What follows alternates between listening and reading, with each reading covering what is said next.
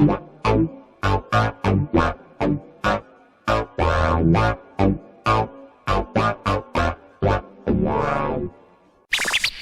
this is Lee from Clubs New Zealand, and today we're looking at stock management, also known as inventory management. So if you hear stock or inventory, same difference. A couple of things you'll need. The first is a device for measuring liquid. So go and grab yourself something from under the bar or even restaurant or kitchen, see if they'll lend you something. Otherwise, any supermarket or the warehouse will have something you can use for measuring liquid.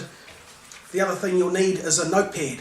So just a standard notebook you can write in. We're going to put some notes in here about how you've set up the stock take. You might already have a book that you put contacts or passwords in. Maybe you can add a stock taking section to that.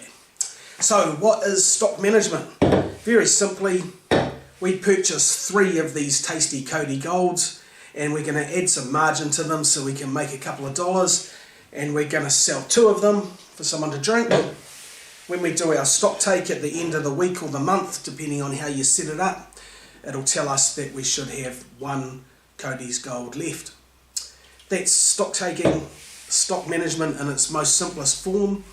We're going to cover things like wine, which you'll sell by the glass and possibly by the bottle, depending on your circumstances. Things like spirits, which you'll sell as a single and a double, and maybe even something more complicated like cocktails, where you could be using several spirits and liqueurs and maybe orange juice or something in there as well. So first thing we're going to look at now is bottled beer and RTDs. So generally you're bringing these in a box of 12 or 24 and you're selling them individually. I find it easiest if you count them when you're bringing them in as the individual bottles. So if you've brought in a 1 dozen box, count it as 12. If you've brought in a 2 dozen box, count it as 24 individual bottles that you're going to sell. The reason why I like to do that is because if you're used to bringing it in as a dozen box and then the supplier suddenly decides they're going to send them to you as a 2 dozen box, you might have entered it into your system that you've got a 1 dozen box, and all of a sudden when you've brought in 1 box, the numbers are different. Instead of having 12 in it, it's got 24, and all of a sudden your stock count is going to be messed up. So that's just one little tip. It doesn't matter if you're used to doing it the way you do it and it's working for you, that's fine. But just in the interests of keeping things simple across the board is what I like to do. And that's from 30 odd years of playing with stock management and point of sale systems. So first thing we're going to do, we're going to dive into Swiftpos now, and I'm going to show you how you can set up that case quantity for your bottled beer and RTD if you do want to use it. So here we are in the Swiftpos system. We're going to click on Product Records, and we'll take a look at that very top one there, the Spates Quart. So that's where you're selling Spates Quart bottles. We'll jump in there and you'll see that it's set as the size is 1 each. And the case quantity is 1 as well. Now in theory, if you always brought them in boxes of a dozen bottles, you could change this to be 12, so your case quantity is 12, and that means every time you bring them in you just count the cases. I don't recommend doing it that way. I think you're better to leave this as 1 and just count individual bottles. So that means whether the supplier gives you them in dozen lots or 24 box lots, it doesn't matter. Always just count them all as individual bottles. So if you get a case of 12, count it as 12. If you get 2 cases that have 24 bottles in each, count it as 48. Just always count them as individual bottles. Just going to note in the notebook that we're going to count bottled beer and RTDs as the individual bottles. Time to talk about wine. So, your wine bottle, 750 mils, 3/4 of a litre, 0.75 of a litre is generally the standard size for most wine bottles. What you need to know is how much you're pouring into the glass each time that you sell a glass. So this is where your liquid measurer comes in. Pour water into your glass up to where you normally serve to, then pour it into your container, and you'll be able to see how much wine you're serving with each glass. So what you're going to do then is enter that into Swiftpos. Now your standard wine glass measurement is 150 mils. So I know that if I fill that pretty close to the brim, there's 150 millilitres of wine in there. What you need to do is get your glasses, do the same measurement, and check how much you're actually serving each time that you send out that wine glass. Cool, let's have a look in Swiftpos. We're back in Swiftpos. Let's take a look at the wine. So we click on the product section, go to product records, and then if you tick the three dots next to the category, you'll be able to scroll down, find white wine, and that will give you all the white wine products. And you can see here most of them have a bottle and a glass, as you'd expect. Some have just got bottles because they're not sold by the glass perhaps. So generally your base product is your bottle and your sell product is your glass, and your bottle you can sell as well, of course. So we're going to double click on the top one there, have a look at the bottle. First thing to make sure is that it's a purchased item. So your base product is always the purchased item, and then you want to check that the size here is correct. So it's 750 millilitres, as you would expect for a bottle of wine.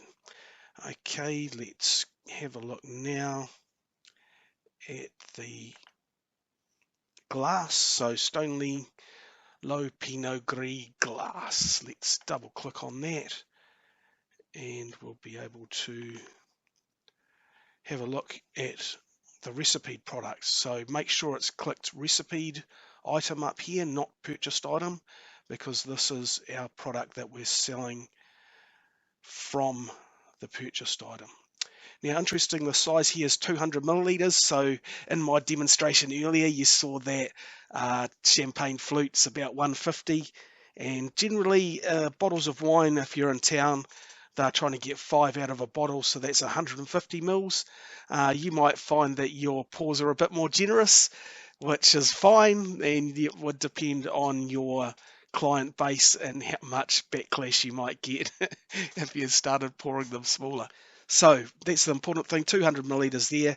The other thing we need to look at is this pouring from the correct bottle? So to check that, we click on sourced from, and you'll see here that it's a glass that's coming out of the same product bottle, which is correct. Now, one interesting thing here is this recipe size here, you can actually make different to this recipe size here. Now, which one overrides which in what circumstances, I don't know. So just make sure that these are the same, and then you won't run into any headaches with things not adding up. Okay, we're going to save that because we changed it and changed it back, and we're going to close that section. Right, let's make a whole new product then. So if we click on new down the bottom, and we're going to go right up to the top here, and this is going to be a Moe bottle, and we need to make sure it's a purchased item, which it is, and we click on the 3 dots next to the size here, and that's how we make this milliliters. Click OK, and we want it to be 750 milliliters. Okay, we're going to save that product. We can save and close actually at this point. Oh, I should say the case quantity here again, if you're bringing it in by a case and there's 12 in a case, you could make the case quantity there to be 12, or I'd just leave it as 1 and count them as 12 bottles coming in, just to keep things simple again. We'll go save and close. Now we're going to create another product to be the glass. So we click on new, and we come up to the product description, and we make this Moe glass, and we're going to save that, and then we'll be able to change it to a recipe item. So you can't change it to recipe until you've saved it. So we go recipe item, we click on the 3 dots, make this milliliters, and our champagne flute was 150, so whatever you measure your pours to be. And then we're going to click on sourced from to say where we're getting it from. We're going to save those changes so far. Yes, we want to continue, and we're going to add, and then just click the enter button. There might be an easier way to do this, but this is the way I've always done it. And then click in description, type in what you're looking for, and that will come up at the top there. Just make sure that's selected and go OK. And you'll see now we've got a Moe glass that's taking 150 mils out of our base size of 750 Moe bottle. So we can save and close that now. And that's it. We've got our products set in there. You'll need to add them to the keypads, of course, and do the usual Swiftpos stuff. But as far as the stock take side goes, that Moe glass is now sellable from the Moe bottle. Make a note in the notebook that the wine bottle is 750 mils and the glasses are 150 mils each.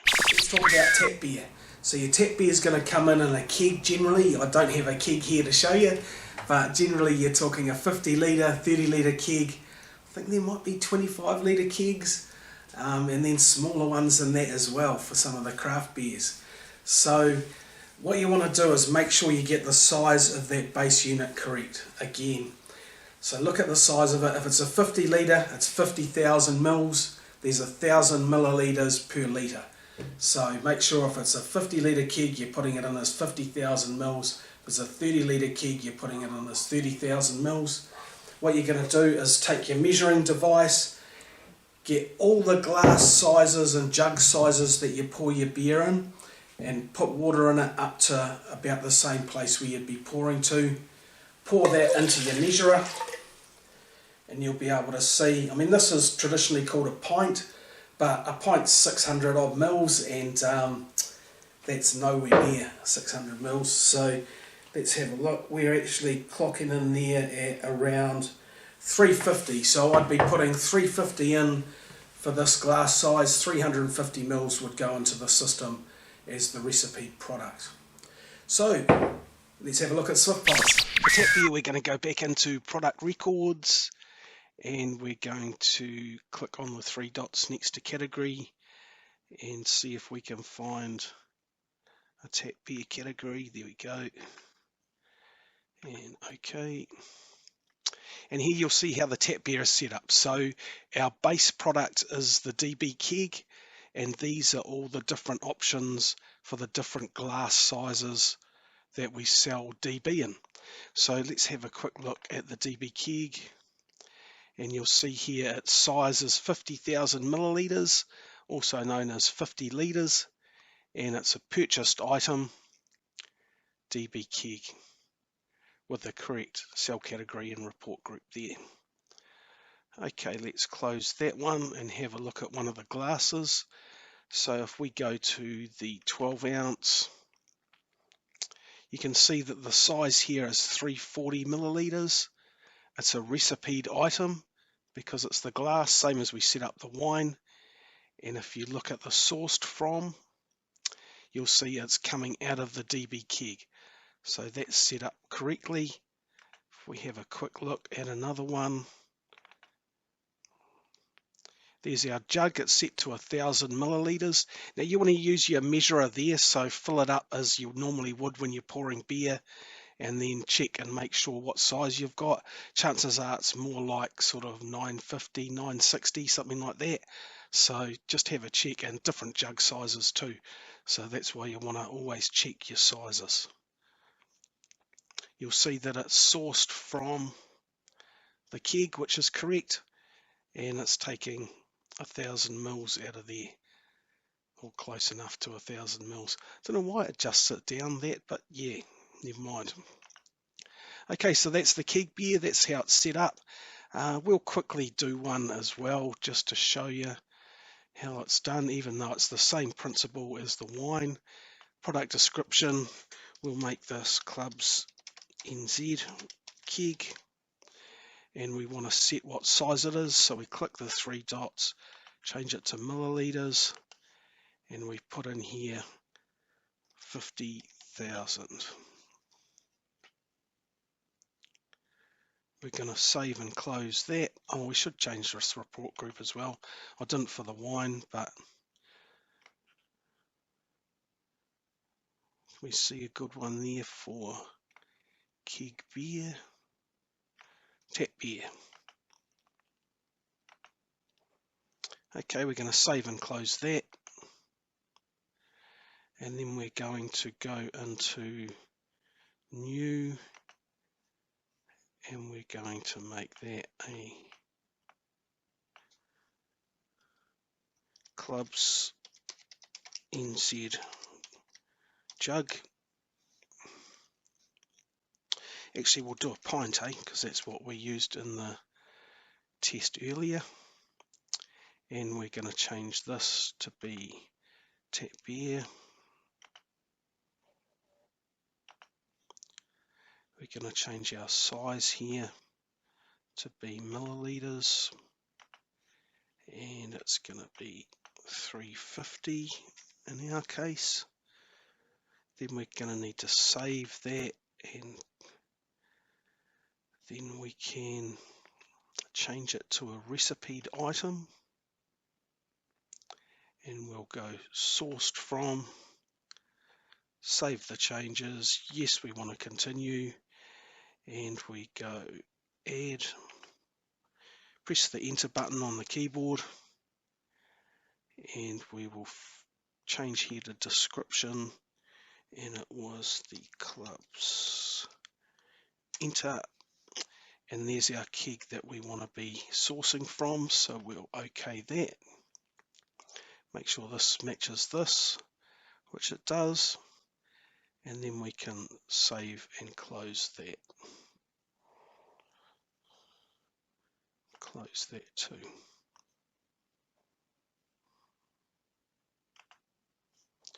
Okay, so if we go back into the product records quickly,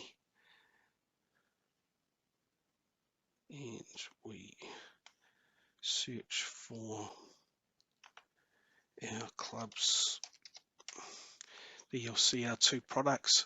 So this should now match what we looked at earlier. We've got a purchased item in the keg, 50,000 milliliters, and we've got our Clubs New Zealand pint, which is a recipe item. We need to give it a price too in the different areas here if you're going to be selling this, and also add it to your keyboard layout. But for the stock take, this is what we need to set up. Taking it from the 50,000 litres, 350 mils each time that we pour a pint. Make a note that the tap beer kegs are 30 litres, they're 30,000 mils, and if they're 50 litres, they're 50,000 mils. Our glass is 200 mils, our pint is 350 mils, and our jug is 960 mils. On for spirits. So, main thing, make sure you get the size of your bottle correct. As you can see here, they come in a huge variety of shapes and sizes when it comes to your spirits and your liqueurs. So check the labels. This is a 500. Make sure that you're putting in that correct size when you're creating the base unit in your POS system. You only sell it by two sizes, a 15ml single nip and a 30ml double nip. So it'd be three products altogether in your POS system, your base unit bottle, a single nip, 15 mils, and a double nip, 30 mils. Let's go to Swiftpos. Let's take a look at how spirits are set up in Swiftpos. So if we click on product records, we're going to choose our category again, scroll down to spirits, and OK. And you'll see here in this particular system, we've got the bottle as the base unit, and we're just selling a single. We don't have a double. Usually I set it up as a single and a double, but it depends how it works in your particular till system. I guess they'd just be pressing single twice, maybe for doubles, or also depends on your bar what you usually sell. Maybe you only sell singles normally. Many bars default to doubles and only sell singles if asked. But let's have a look at how this is set up. So if we go into the bottle, you'll see in this case they're getting Smirnoff in 1000 ml bottles. Now this is important to keep an eye on. I actually sometimes will write 1000 up in the product description, 1000 ml, just so that you know that's the bottle size without having to double check in the system. Just in case suddenly your supplier decides they don't have the 1000s and they've sent you 700s or something like that. So it's just a good way to keep track that you are getting in the correct product. Now we will have a look at the save changes. Have a look at the single, and you'll see that this is a recipe item as you'd expect. If you've watched the rest of the video, you'd be pretty onto it as to what we're looking at here. So our size is 15 mils, which is correct for a single. And you could create another one. Actually, let's create another one just so I can show you how it's done, eh? So we've got 15 milliliters. If we check the sourced from, this should be coming from the Smirnoff bottle 1000 ml. So we'll close that and we will go new and we'll create a Smirnoff double.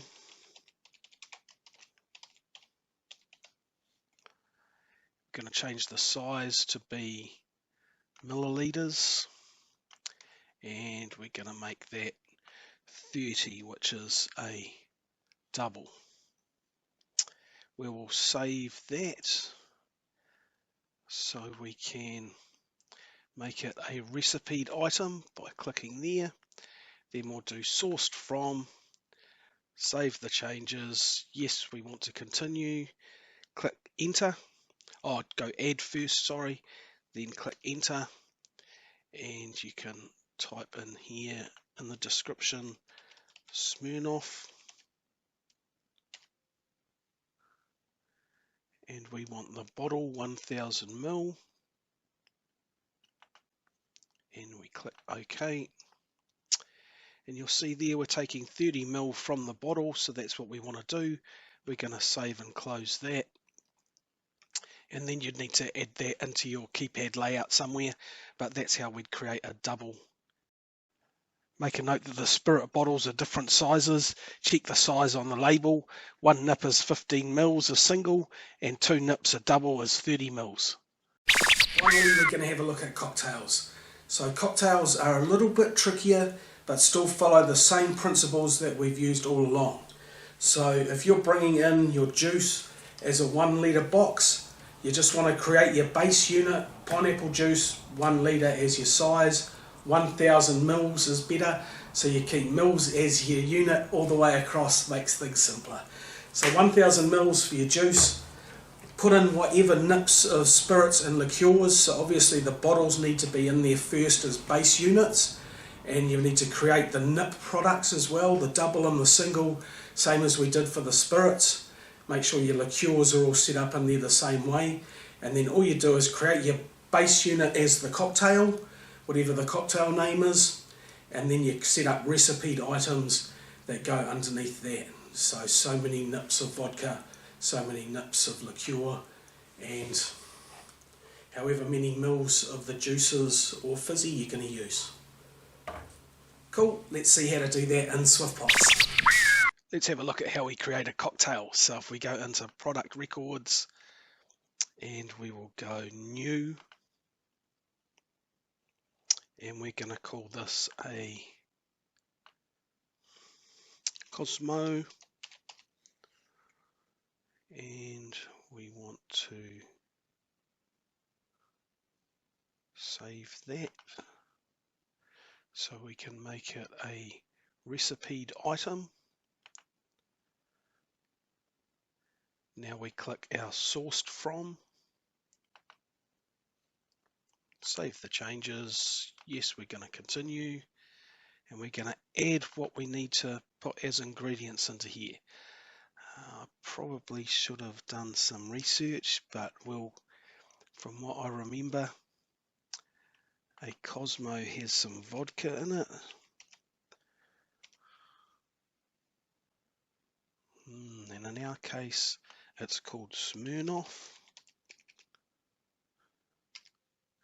There we go. So we're going to, I wonder if we can just add the double. So we're just going to put a double in there. Let's see if it lets us do it that way, or if we have to use the base product as the bottle. We're going to go OK there. Got 30 mils of the double. Yep, that looks pretty good. Okay, we're going to add another one here. So we're building our cocktail using the ingredients. Going to hit enter so we can get our search. And we want some triple sec. I wonder if that's in the system. No, it's not. I forget what the actual thing is. So we don't have a triple sec bottle, so we would need to create that because we don't have our triple sec in the system. So we're going to have to save and close that. And we're going to have to make a new product, which is our triple sec bottle.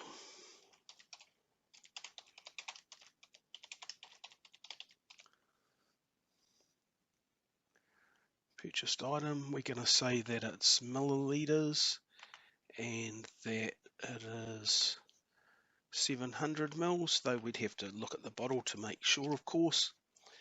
And it's going to not be breakfast, it's probably a liqueur. Let's find our liqueurs. There we go, 106. Okay, and we'll change our report group as well. So that should be the same, is it? No, we've got more. Liqueurs. There we go. 1, 2, 3. Okay, and that's all we need for that. We'll save and close. We'll go back to our cocktail that we were working on. So search in the description here, Cosmo. There we go. Double click that to open it. And we'll go back to our sourced from. And now we can add, press enter. And then we can search for triple. And there's our triple sec bottle. Now we only want to take 30 mils from the triple sec bottle, so we will go 30 there.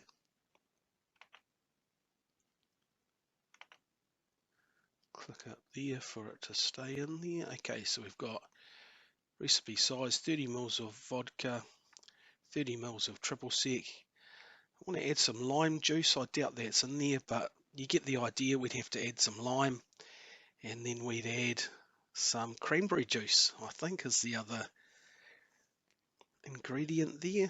Let's see how they look after lime in this system. See if we've got anything there. Probably not. No, we don't. Let's try cranberry. Probably not big on cocktails at this particular place, but there's a cranberry 1 litre. So this is how they're bringing their cranberry juice in. So we'll go OK to that. And we want to say how much goes into the cocktail. Now, I don't know. You'd need to do some testing with your cocktails and figure out exactly how many milliliters you're putting in there. But we'll say we're going to put 120 mils of cranberry in there, which is probably a bit much for this recipe, but you get the idea. And then if you had the lime bottles, if you're keeping track of them, depends how finicky you want to get. Same with your post mix. So if you're using post mix, this is probably a good time for us to have a wee chat about that. You can choose what you want to do. I mean, if you want to keep track of every mil, that means you'll need to add some more buttons for when people are selling spirits. So if you're putting like a few mils of each into obviously if someone's getting a bourbon and coke, then you'd be wanting to put some post-mix coke in there. You would probably need to have a chat to your post-mix supplier and see what sort of percentage you're getting from the bags of coke mix. So yeah, I don't know. I don't think it's probably worth it, to be honest, for that.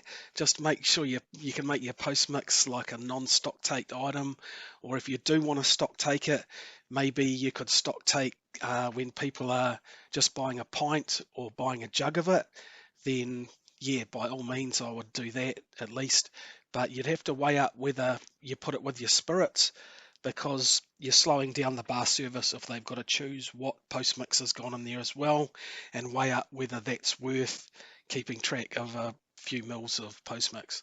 So yeah, you can decide that for yourself, but otherwise you'd set it up the same way. We'd go into here and there'd be Coke. Let's see what we're doing in this particular system that I'm playing with. Let's go Coke. No, so they're not tracking Coke at all, unless it's under Coca-Cola. No, so they're not bothering to track Postmix, and I don't think it's worth it either. Obviously, if there's boxes of Postmix you're suddenly having to buy, then something's wrong, but you can keep a pretty good idea on what you're selling as far as spirits and Postmix goes, and make sure you're not got any walking out the door. As always, you can get in touch with me if you've got any questions, and you can write some comments down underneath the video here if you've got a better way of doing things. We're always open to new ideas and suggestions. So otherwise, thanks heaps for watching.